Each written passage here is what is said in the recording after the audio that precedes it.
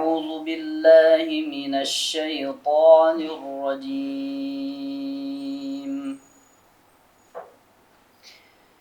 يا أيها الذين آمنوا كتب عليكم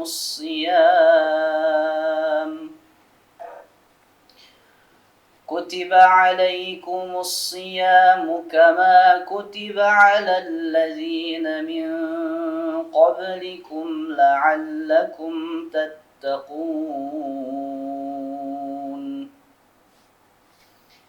أياما معدودات،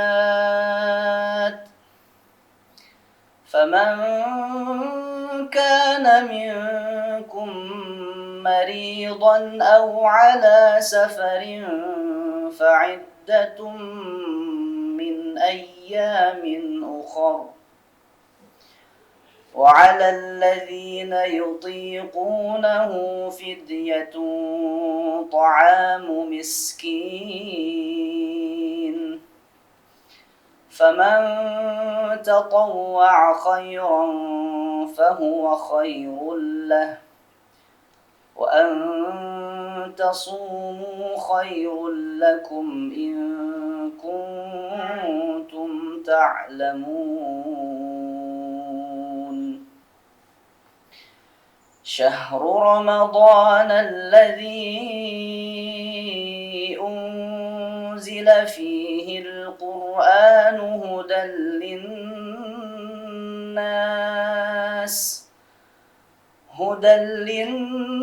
للناس وبينات من الهدى والفرقان،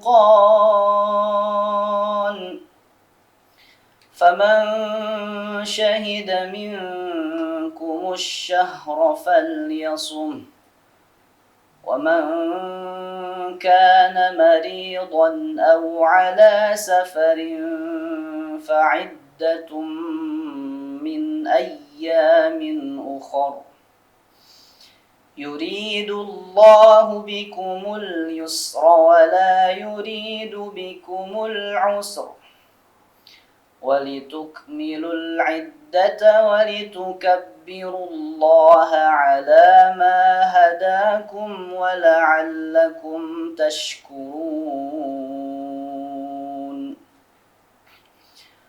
وإذا سألك عبادي عني فإني قريب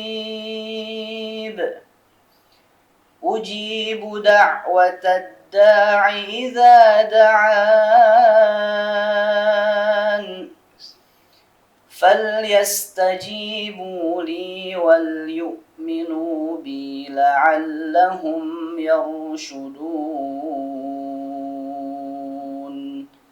صدق الله العظيم. السلام عليكم ورحمة الله وبركاته. الحمد لله وصلى الله وسلم وبارك على رسول الله وآله وصحبه ومن والاه. سبحانك لا علم لنا إلا ما علمتنا إنك أنت العليم الحكيم. رب اشرح لي صدري ويسر لي أمري واحلل عقدة من لساني يفقهوا قولي. اللهم إني أعوذ بك من علم لا ينفع وعمل لا يرفع وقلب لا يخشع ودعوة لا يستجاب لها والحمد لله رب العالمين.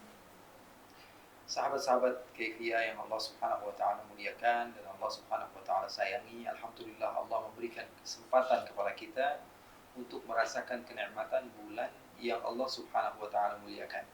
Dari banyaknya bulan yang Allah Subhanahu wa taala berikan kepada umat, dan bulan yang paling mulia adalah bulan Ramadan. Bulan yang Allah Subhanahu wa taala lipat gandakan pahala.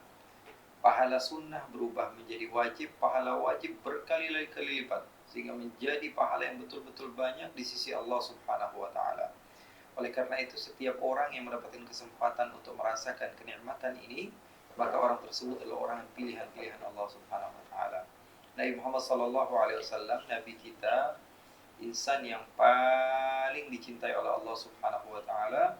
Kalau sudah datang bulan Ramadan, beliau akan semakin semangat di dalam beribadah kepada Allah Subhanahu wa taala. Karena memang segala sesuatu itu dari pahalanya Allah Subhanahu wa taala terkadang menjadi berlipat-lipat pahalanya karena waktu, atau karena tempat, atau karena orangnya itu sendiri. Ada orang kata sama sajalah waktu, mau hari Ahad, mau hari Jumat, mau hari Sabtu, kita mau sama Allah Subhanahu wa taala sama saja. Tak sama. Hari Jumat berbeza dengan hari Sabtu berbeza dengan hari Ahad berbeza dengan hari Isnin. Semua waktu memiliki perbezaan.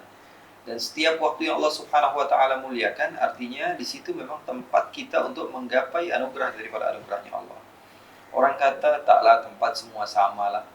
Semua sama, saya nak berdoa di rumah, nak berdoa di masjid, nak berdoa di mana tempat, Allah Maha mendengar. Tak sama, berbeza. Ya, setiap tempat memiliki kelebihan. Orang yang sholat di rumah pahalanya lebih lagi kecil dari orang yang sholat di masjid. Apakah sama ketika kita sholat di kampung kita, di daerah kita dengan sholat di Masjidil Haram? Kalau sama, untuk apa kita berangkat ke Mekah? Artinya memang ada kekhususan yang Allah Subhanahu wa taala berikan kepada tempat, kepada waktu. Hari Jumat membaca surat Al-Kahfi, hari yang lain membaca surat Al-Kahfi, pahalanya berbeza. Hari Jumat menjadi Sayyidul Ayyam, menjadi pemimpin daripada semua hari, penghulu dari semua hari. Begitu juga bulan Ramadan. Bulan Ramadan adalah bulan yang Allah Subhanahu wa taala bezakan dari bulan-bulan yang lain. Kalau ada orang yang melakukan kebaikan di luar bulan Ramadan, dia melakukan kebaikan di bulan Ramadan, pahalanya pun berbeza. Jadi ada 3 faktor yang bisa menjadikan pahala ini berlipat. Orangnya itu sendiri, atau waktu, atau tempat. Orangnya itu sendiri, kalau ada orang yang bermaksiat kepada Allah berdoa, dan ada orang yang dekat kepada Allah berdoa, apakah kita akan katakan sama saja orang soleh sama orang rajin maksiat berdoanya sama-sama dikabulkan sama Allah? Belum tentu. Ya, ada perbezaan. Orang yang soleh semakin dia dekat dengan Allah, semakin diterima ibadahnya, semakin diterima doanya. Karena orang maksiat kepada Allah Subhanahu wa taala, Nabi Muhammad bersabda, ada orang yang dia banyak melakukan amaliyah yang buruk, kemudian dia berdoa kepada Allah sampai ke penghujung dunia. Karena dia ingin beribadah kepada Allah, serius beribadah, sampai badannya terpotong-potong. Dalam riwayat dia sampai asy'ath aghbar, sampai wajahnya berdebu semua. Dia seperti orang yang sudah menggila karena banyaknya berdoa kepada Allah. Dia mengangkat tangannya dan mengatakan, Ya Rabb, Ya Rabb. Tapi Rasulullah SAW katakan, orang ini tidak akan dikabulkan doanya. Wa mat'amuhu haramun, wa mashrabuhu haramun, wa ghudhiya bil harami. Makanannya dari makanan yang haram, minumannya dari minuman yang haram. Dia pun tumbuh dari hal-hal yang haram. Bagaimana mungkin, bagaimana boleh Allah Subhanahu wa taala akan mengabulkan doanya? Artinya Rasulullah membezakan antara orang yang soleh dan orang yang taleh. Orang yang dekat kepada Allah dan orang yang rajin maksiat kepada Allah. Apakah sama? Kalau orang yang biasa seperti kita berdoa, di samping kita seorang Nabi berdoa, apa sama-sama saja? Akan tentu berbeza. Ada seorang Nabi berdoa, di sebelahnya Nabi Muhammad SAW berdoa. Mana yang lagi cepat akan diterima oleh Allah? Tentu Nabi Muhammad. Nabi Muhammad, Allah katakan, wala sawfa yu'tika rabbuka fatarda. Apapun yang diminta oleh engkau wahai Muhammad, pasti Allah akan berikan sehingga engkau ridha, sehingga engkau bahagia. Artinya 3 hal ini bisa membesarkan pahala kita umat manusia. Orang itu sendiri, makanya kita dianjurkan meminta doa kepada orang lain. Bahkan Nabi Muhammad mengajarkan ketika Sayyidina Umar bin Khattab pergi haji, Rasulullah SAW katakan, La tansana min du'aika ya ukhay. Jangan lupa mendoakan saya. Apakah Nabi Muhammad perlu doa dari orang lain? Tidak. Nabi Muhammad adalah contoh tauladan bagi kita, sehingga Nabi Muhammad mencontohkan. Bukan karena Allah tidak mendengar kalau saya yang berdoa, tidak. Karena Allah memberikan khususiyah kepada orang lain. Makanya meminta doa kepada orang lain, meminta doa kepada guru, meminta doa kepada orang soleh, itu dianjurkan oleh agama Islam. Orang itu sendiri yang menjadikan faktor doa cepat diterima oleh Allah, atau pahala dilipat gandakan. Dan yang kedua adalah tempat. Berbeza satu tempat di tempat yang lain. Nabi Zakaria berdoa kepada Allah Subhanahu wa taala, dan Allah sebut nama tempatnya ketika beliau berdoa. Kata Allah dalam Al-Qur'an, Hunalika da'a Zakaria rabbah. Disitulah, kata ulama, kalau saja tempat tersebut tidak ada keberkahan, tentu Allah tidak akan sebutkan di dalam Al-Qur'an. Hunalika da'a Zakaria rabbah. Kemudian Allah Subhanahu wa taala katakan bahwa sebaik-baiknya tempat adalah Ka'bah, ya. Alladzi bi Bakkah mubarakah. Yang ada di Ka'bah penuh dengan keberkatan. Nah, di Makkah yang ada yang penuh dengan keberkahan. Artinya tempat juga bisa memberikan pahala yang lebih besar ataupun ganjaran yang lebih agung di sisi Allah. Ya, dia kata sama saja semua tempat beza.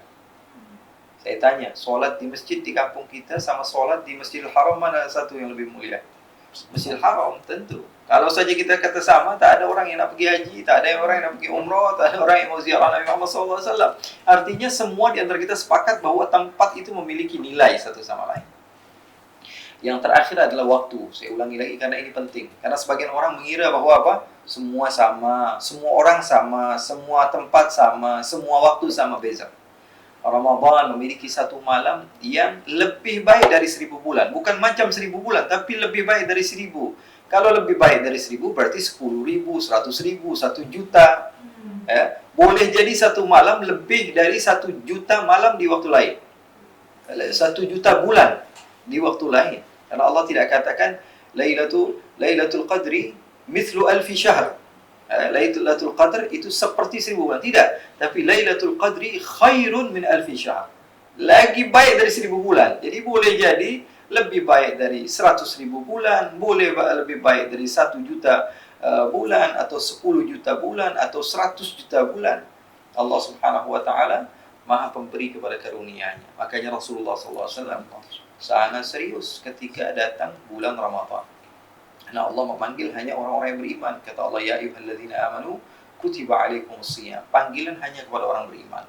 Kalau orang yang biasa-biasa saja, yang hatinya tidak ada keterikatan kepada Allah, dia akan menganggap bulan Ramadan biasa karena dia tidak terpanggil. Allah memanggil ya ayyuhalladzina amanu, wahai orang-orang yang beriman.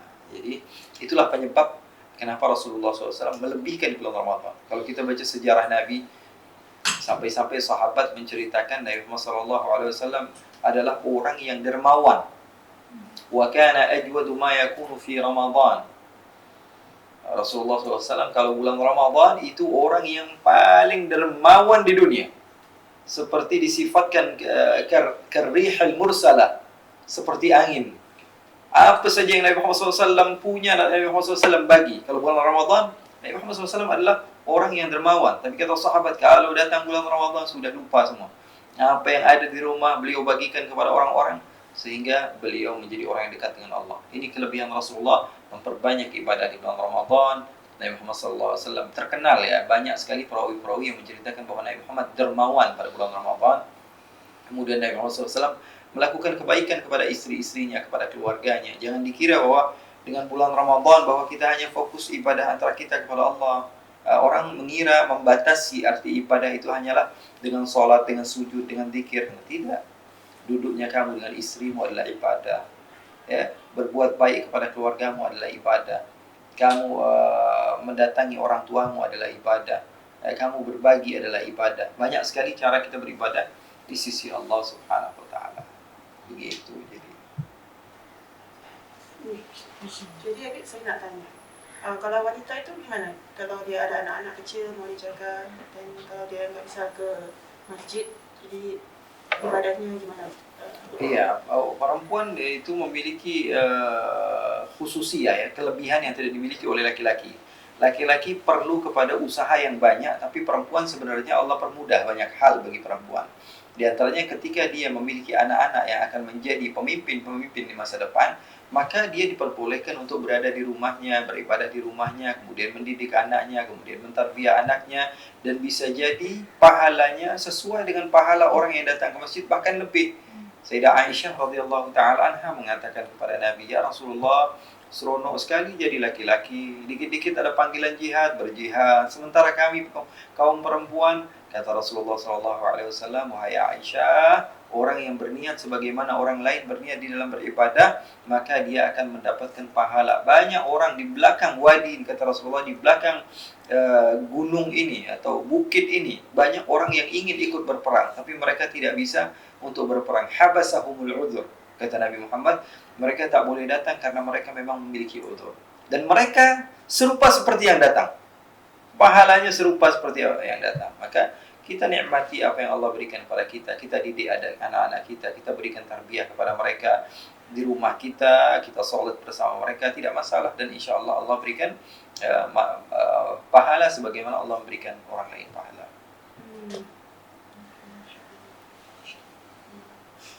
Selalu dalam debatnya di Singapura ni, kalau kan wanita tu bekerja, lepas tu bulan puasa, capek kena pagi kena prepare sahur, kerja, jaga anak, so malam nggak bisa ke masjid. Tidak masalah. Solat tarawih malah Rasulullah lebih banyak di rumah sebenarnya. Kalau kita tengok pertama kali yang solat tarawih di masjid itu adalah Sayyidina Umar bin Khattab radhiyallahu taala anhu. Kemudian beliau mengatakan ni'matil bid'atu hadhi, ini adalah sesuatu yang baru yang paling ternikmat yang Allah berikan kepada umat Islam. Artinya niatkan yang baik-baik, lakukan hal-hal yang baik-baik. Setiap orang itu memiliki pintunya sendiri untuk menuju surga. Itu. Ya, setiap orang itu memiliki pintunya sendiri untuk menuju surga, dan setiap orang memiliki kesempatan untuk menggapai surga dengan caranya. Ada yang melalui pintu dermawan, ada yang melalui pintu ibadah, ada yang melalui pintu ilmu, ada yang banyak dari makhluknya Allah, dia ilmunya banyak tapi ibadahnya bermalas-malasan. Ada orang yang banyak ibadahnya tapi ilmunya sedikit. Ada orang ilmunya sedikit, ibadahnya sedikit tapi dermawan, berbaik. Ada orang yang ilmunya sedikit, ibadahnya sedikit, kemudian pelit, tapi dia apa? Dia memiliki hati yang baik, kemudian banyak membantu orang dengan tenaga dia, walaupun tidak. Ada orang lagi Allah Subhanahu wa taala berikan kemudahan bagi dia untuk melakukan ibadah-ibadah dengan caranya masing-masing. Ada orang tak punya ilmu, tak punya amal, tak punya kedermawanan, orangnya pelit, tak mau bantu orang, tapi orangnya sabar ketika mendapatkan musibah. Setiap orang ini memiliki cara sendiri untuk menggapai pintu syurga yang Allah berikan kepadanya. Jadi kita nikmati, fokus kepada apa yang Allah berikan kepada kita. Kata Rasulullah, "Idza shallatil mar'atu khamsaha wa shamat syahraha wa ata'at ba'laha, qila laha udkhilil jannati min ayyi abwabin syi'ti." Kalau seorang perempuan dia salat 5 waktu dia jaga, kemudian puasa di bulan Ramadan dia jaga, dalam riwayat wa hasanat farjaha, dia menjaga kemaluannya, kemudian dia taat kepada suaminya, maka akan dikatakan kepada dia, masuk pintu surga mana yang kamu mau. Jadi begitu. Kita tengok kita ini cocoknya masuk pintu surga dari mana. Saya sepertinya bagusnya di sini, tekuni itu. Takutnya setengah sini, tahu-taunya tak semua. Jadi kita tengok kita ni cocoknya di mana. Di sini bismillah, kita mungkin Allah ciptakan kullun muyassarun lima khuliqa lahu, kata Nabi Muhammad. Setiap orang itu dipermudah untuk apa dia diciptakan. Oh, saya masuk surganya dari saya melakukan kebaikan dan saya suka kebaikan yang dari sini, begitu. Sifatnya seperti sudah saya istiqamah dalam masalah ini. Dan saya berdoa kepada Allah, dengan saya fokus di dalam masalah ini, Allah tutupi kekurangan-kekurangan saya di dalam masalah lain. Allah kumpulkan kita semua di surganya Allah. Amin. Lebih sudah. Masih boleh, kita boleh tanya-tanya soalan kan? Boleh. Masa zaman Rasulullah dulu dengan sahabat dulu, masa time puasa tu apa aktiviti yang selalu orang buat? Rasulullah SAW di bulan Ramadan memperbanyak i'tikaf di masjid. Dan Rasulullah SAW bersama sahabat memperbanyak membaca Al-Quran. Dan Rasulullah SAW bersama sahabat memperbanyak berbagi antara sesama. Kalau memiliki makanan untuk berbuka, mereka berlomba-lomba untuk berbagi satu sama lain, karena pahalanya besar.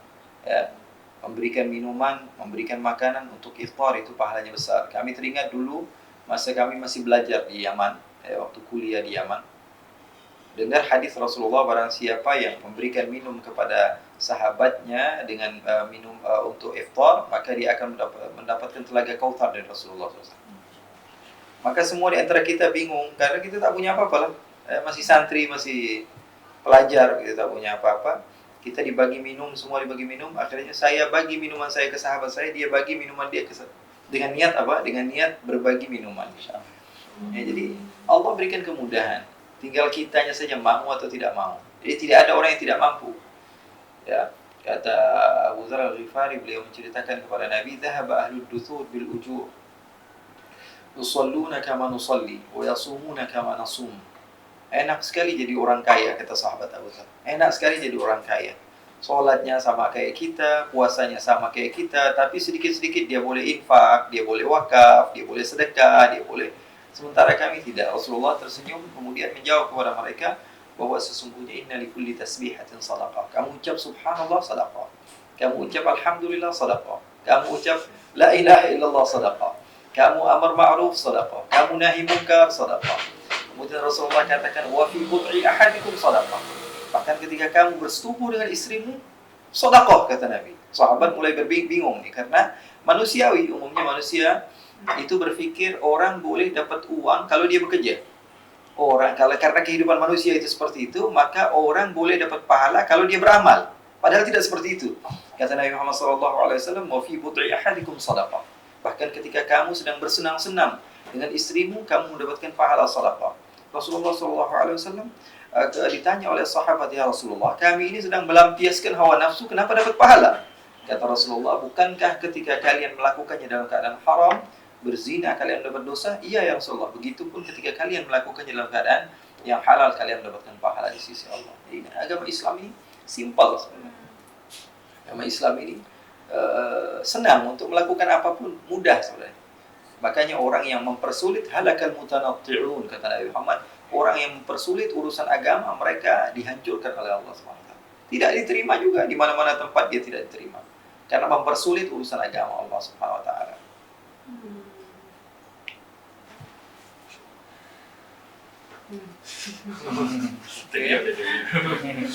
Saya banyak perselitkan tentang pekerjaan. Kan puasa nggak bisa buat terlalu banyak ibadah sebab kerja, tanpa kerja. Itulah, orang mengira bahwa ibadah itu satu-satunya amaliyah yang bisa menyampaikan seseorang kepada Allah. Padahal dia tidak tahu bahwa kerjanya ketika dia mencari nafkah yang baik untuk melakukan hal-hal yang baik, yang halal, itu juga ibadah. Tapi bentuk ibadahnya berbeza. Ada beribadah dengan bermuamalah, ada yang beribadah dengan sedekah, ada yang beribadah dengan bekerja, mencari nafkah, ada yang beribadah dengan sholat, dengan puasa, dengan zakat, begitu.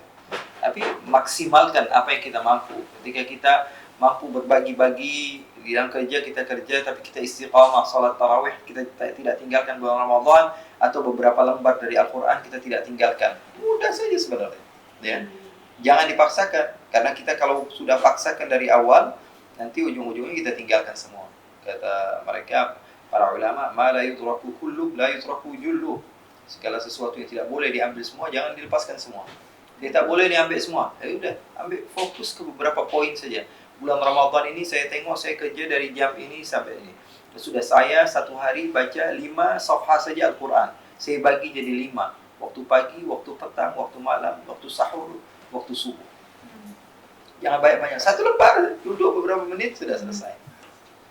Saya mau berbagi setiap hari apa yang saya punya, saya mau berbagi untuk orang-orang yang memang memerlukan. Saya mau bekerja, saya fokus, saya niatkan untuk Allah dan Rasulnya. Saya mau perhatikan anak-anak saya, beribadah mereka, membiasakan mereka untuk beribadah kepada Allah. Tidak ada paksaan, tapi membiasakan mereka untuk boleh beribadah kepada Allah. Sehingga kalau dari semenjak kecil kita sudah biasakan, insya Allah mereka akan mudah untuk beribadah ketika mereka sudah tua. Alhamdulillah.